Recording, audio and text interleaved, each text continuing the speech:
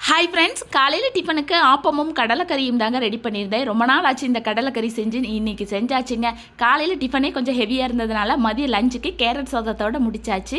ஸ்நாக்ஸுக்கு கடலை மிட்டாயும் கொஞ்சம் முந்திரியும் வச்சு பேக் பண்ணியாச்சுங்க. இந்த கடலைக்கறி எப்படி செய்கிறதுன்னு பார்த்துலாங்களா? ஓவர் நைட் ஊற வச்சு வேக வச்சு எடுத்து வச்சுக்கலாங்க. இப்போ ஒரு பேனில் கொஞ்சம் அதிகமாக தேங்காய் சேர்த்து ஸ்பைசஸ்லாம் போட்டு பொரிஞ்சதுக்கப்புறமா பெரிய வெங்காயம், பூண்டு, கருவேப்பிலை, பச்சை மிளகாய் இது எல்லாத்தையும் சேர்த்து நல்லா வதக்கிக்கலாம்.